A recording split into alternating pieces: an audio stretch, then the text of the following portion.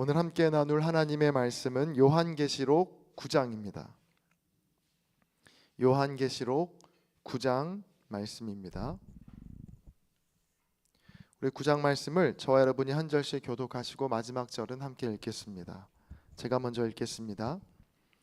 다섯째 천사가 나팔을 불매 내가 보니 하늘에서 땅에 떨어진 별 하나가 있는데 그가 무저갱의 열쇠를 받았더라.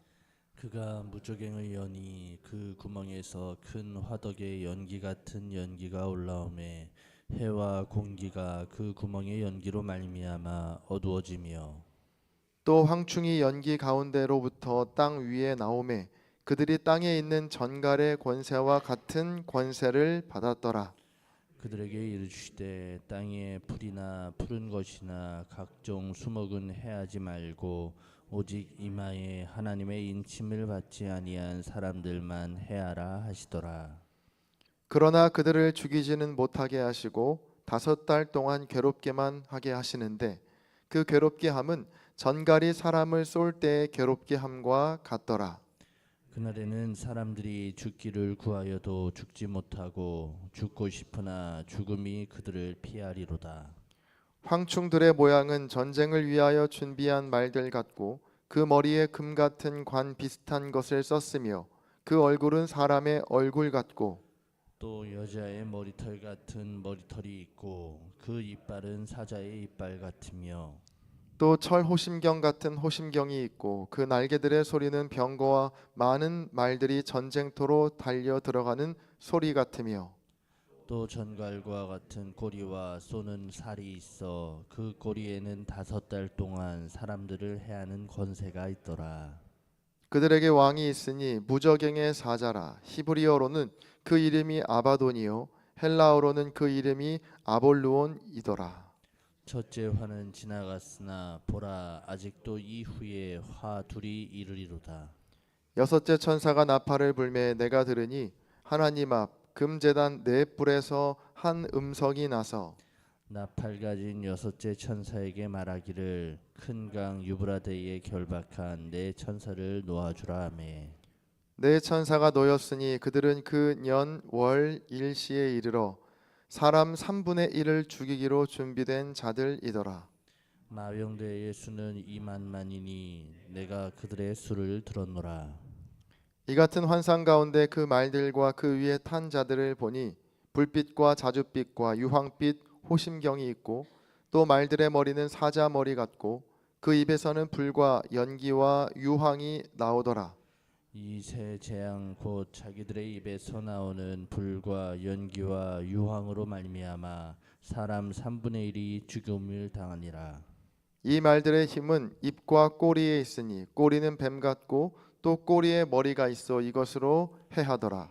이 재앙에 죽지 않고 남은 사람들은 손으로 행한 일을 회개하지 아니하고 오히려 여러 귀신과 또는 보거나 듣거나 다니거나 하지 못하는 금은 동과 목적의 우상에게 절하고 함께 읽습니다. 또 그 살인과 복술과 음행과 도둑질을 회개하지 아니하더라. 아멘. 네, 오늘도 말씀과 기도로 하루를 시작하시는 여러분 모두에게 하나님의 크신 은혜와 평강이 함께 하시기를 주님의 이름으로 간절히 축복합니다. 네, 오늘 본문은 이 5번째 나팔과 6번째 나팔 심판에 대한 내용이 담겨 있습니다. 우리 함께 말씀을 읽으시면서 느끼셨겠지만 굉장히 무서운 내용들이 참 많이 담겨 있죠. 자, 이 5번째 나팔을 불자 하늘에서 별 하나가 떨어지게 되고요. 그 별 하나가 무저갱의 열쇠를 받게 되고 그 열쇠로 무저갱을 열자 연기가 올라오면서 황충, 즉 메뚜기 떼가 땅 위에 올라오는 장면이 묘사되어 있습니다. 특이하게도 그 황충은요 사람을 완전히 죽이지는 않고 5개월 동안 극심한 고통만 준다라고 기록되어 있습니다. 자, 다음으로 6번째 나팔을 불자 이번에는 결박당해 있던 네 천사가 풀려나서 불과 연기와 유황으로 사람 3분의 1을 죽이는 무시무시한 재앙이 담겨 있습니다. 자, 이 요한계시록 9장을 읽게 되면 궁금한 내용들이 참 많습니다. 이 황충은 무엇을 뜻하는 거고 하늘에서 떨어진 별은 무엇일까? 또 열쇠는 뭘까? 또 무저갱은 어디에 있는 것일까? 그리고 천사들이 3분의 1을 죽이는 연, 월, 일시는 또 언제일까? 여러분, 그런데요, 이 요한계시록을 묵상하실 때 잊지 말아야 할 사실이 있습니다. 자, 그건 요한도 자신이 본 환상이 무슨 뜻인지 잘 알지 못했다는 겁니다. 이 요한계시록은 박해의 시대를 살아가던 성도에게 주시는 하나님의 위로의 편지이거든요. 요한은 그저 하나님께서 보여주신 환상을 기록한 것일 뿐입니다. 이 계시록에 나오는 여러 숫자와 상징들이 정확히 무엇을 뜻하는지 요한도 알지 못했다는 겁니다. 자, 그래서 계시록을 읽을 때 이 숫자나 또 상징에 집착하게 되면 반드시 잘못된 해석으로 빠지게 됩니다. 이미 오랜 시간 동안 수많은 사람들이 이 계시록에 나오는 숫자와 상징들을 자기 나름대로 풀이하고 해석했는데 번번이 틀려왔거든요. 그래서 오늘 이 시간에는 여기에 나오는 숫자나 상징에 얽매이기보다는 9장에 나오는 전체적인 맥락과 흐름을 통해서 함께 말씀을 나눠보도록 하겠습니다. 우리 먼저 본문 1절을 함께 읽겠습니다. 1절입니다. 시작. 다섯째 천사가 나팔을 불매 내가 보니 하늘에서 땅에 떨어진 별 하나가 있는데 그가 무저갱의 열쇠를 받았더라. 자, 1절에서 한번 마지막 부분에 열쇠를 받았다라는 것에 주목해 보세요. 여러분, 받았다라는 건 그 열쇠를 준 존재가 있다라는 뜻이겠죠. 또 3절에 보셔도 황충이 권세를 받았다라고 되어 있고, 또 4절을 봐도 인침을 받지 아니한 사람들만 해하라고 하시더라라고 기록되어 있습니다. 자, 하늘에서 떨어진 별이 무저갱을 연 것도, 또 그 속에서 나오는 황충떼들이 사람들을 괴롭게 한 것도 전부 하나님의 허락하심 안에 있었다라는 겁니다. 여러분이 한번 이 환상을 보고 있는 요한이라고 생각해 보세요. 무시무시한 재앙과 심판이지만 그 심판이 하나님의 주권 안에서 진행되고 있다라는 것을 요한은 보게 된 것입니다. 아무리 세상이 혼란하고 어지러운 것 같아도 하나님의 주권은 흔들리지 않는다는 것이죠.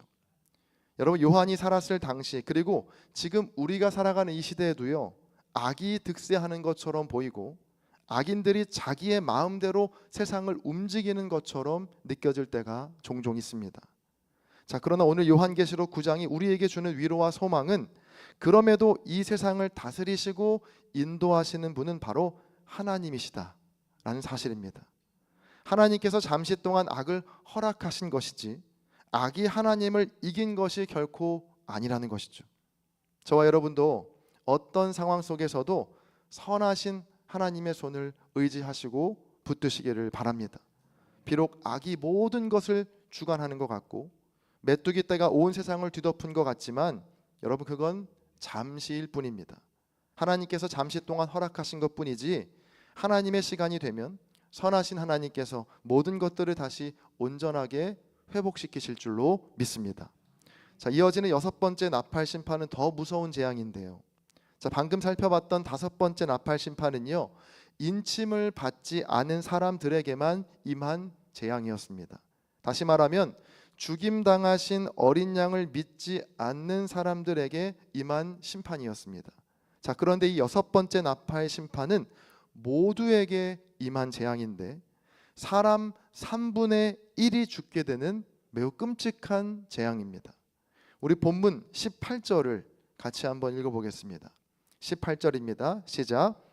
이 세 재앙 곧 자기들의 입에서 나오는 불과 연기와 유황으로 말미암아 사람 3분의 1이 죽임을 당하니라. 아멘. 자, 이 환상을 통해서 우리가 깨닫게 되는 건 인침을 받은 자들, 즉 저와 여러분과 같은 그리스도인들에게도 이유 모를 어려움이 닥칠 수 있다는 겁니다. 자, 이것이 요한을 포함한 당시 소아시아 7교회에 속해 있던 성도들에게 얼마나 큰 위로가 되었는지 모릅니다. 이미 그들은 극심한 박해를 받고 있었거든요. 그리스도를 믿는다는 이유로 범죄자 취급을 당하고 너무나 허망하게 죽임을 당하기 일쑤였습니다. 주변 사람들이 얼마나 그리스도인들을 조롱했겠습니까? 너희가 믿는 그리스도가 너희의 목숨 하나 지켜주지도 못하냐고. 만약 정말로 그리스도가 주님이시라면 왜 너희를 괴롭히는 우리는 이렇게 멀쩡한 거냐고. 여러분, 비아냥거리지 않았겠습니까?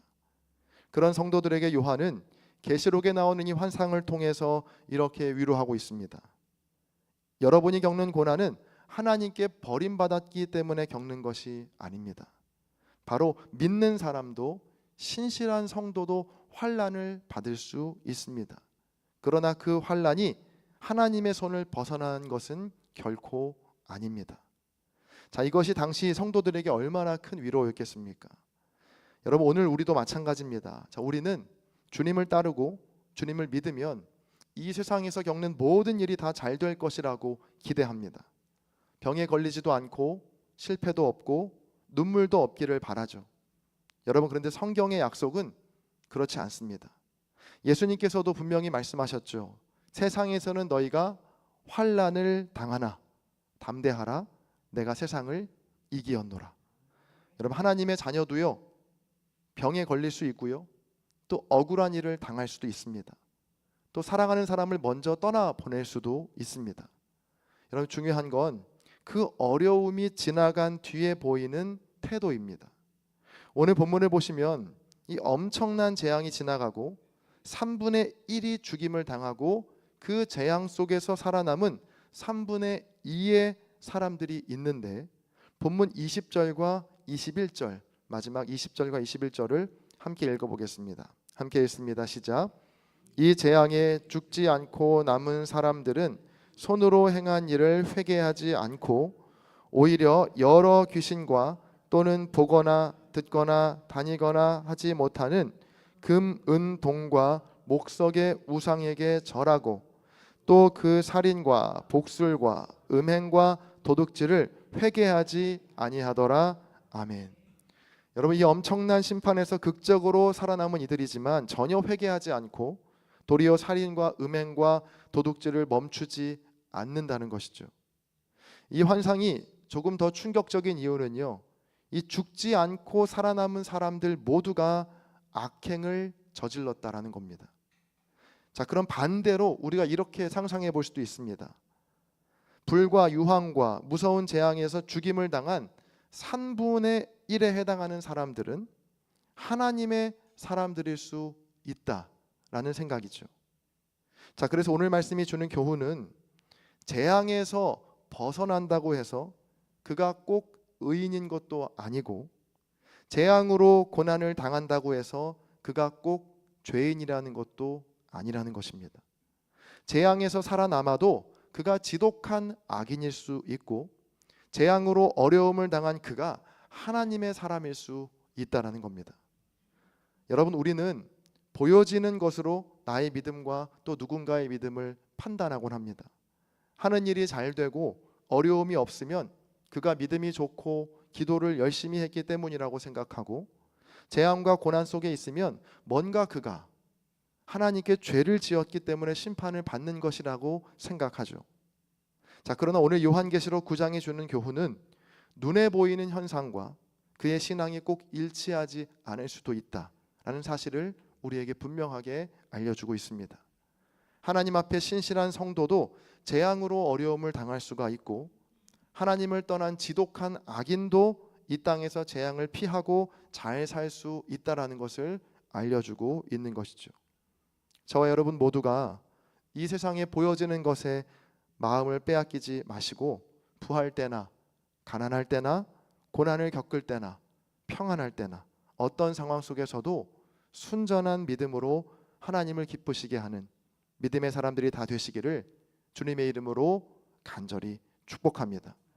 여러분, 죽임당하신 어린 양, 그 주님을 우리 인생의 주인으로 모시고 날마다 겸손하게 나의 죄를 돌아보고 주님께 회개하고 예배하며 주의 일 성실하게 감당하시는 저와 여러분 모두가 되시기를 주님의 이름으로 간절히 축원드립니다.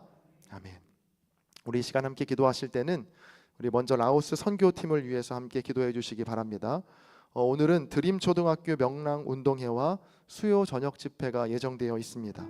그 모든 시간들이 하나님 안에서 안전하고 은혜 가운데 진행되게 하시고, 선교팀원들 모두가 건강하게 사역 잘 감당하게 하여 주옵소서.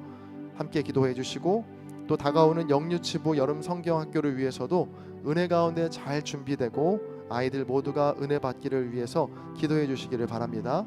라오스 선교팀과 영유치부 성경학교를 위해서 또 여러분 각자의 기도 제목을 놓고 이 시간 함께 기도하시겠습니다. 기도합니다. 하나님 감사합니다. 오늘 요한계시록 9장의 말씀을 통해서 다시 한번 요한의 환상을 통해서 우리에게 위로받게 하시고 소망을 얻게 하시니 감사합니다. 어려움과 환난 가운데서도 하나님을 신실하게 믿었던 요한과 또한 소아시아 7교회 성도들처럼 우리 또한 이 땅에서 고난과 어려움과 질병 가운데서도 예수 그리스도를 붙드는 믿음을 우리에게 허락하여 주시옵소서. 어떤 상황 속에서도 하나님을 붙드는 지혜로운 인생 되게 하여 주시고 아버지 고난과 핍박 속에서도 회개하며 주 앞에 나아갈 수 있는 믿음과 마음을 주님께서 허락하여 주시옵소서.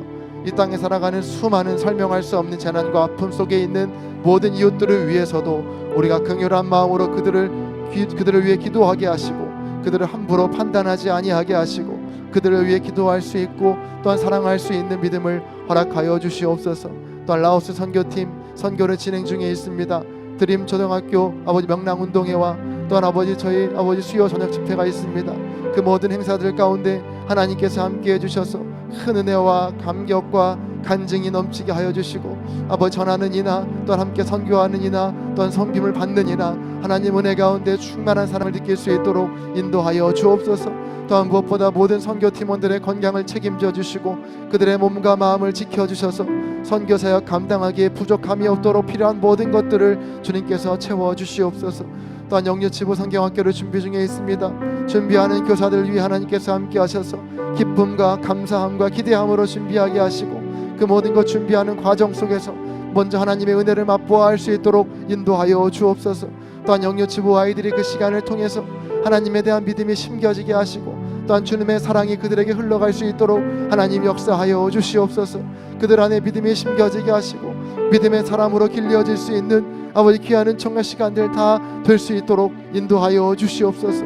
오늘도 주님의 도우심과 주님의 은혜만을 바라며 주 앞에 나와 기도하는 모든 성도들의 기도를 주님 응답하여 주시고 저들의 상황과 형편을 아시는 주님께서 필요한 것들로 적절하게 주님께서 인도하여 주시고 하나님께서 살아계시고 주님께서 함께 하시는 뚜렷한 증거들을 삶 속에서 아버지 증거할 수 있도록 하나님 경험할 수 있도록 인도하여 주시옵소서. 또한 많은 비가 내렸습니다. 비로 인해 피해받는 성도들 없게 하시고 하나님께서 보호하시고 인도하여 주셔서 어려움 없이 모든 것들 잘 지나갈 수 있도록 하나님 붙드시고 주여 역사하여 주시옵소서. 주님의 도우심과 주님의 인도하심을 구합니다. 하나님 우리를 통하여 역사하시는 주님, 우리를 불쌍히 여겨주시고 이 시간 우리의 믿음 없음을 주님 불쌍히 여겨주시고 우리 가운데 다시 한번 죽임당하신 어린 양을 따를 수 있는 믿음과 소망을 우리에게 허락하여 주시옵소서.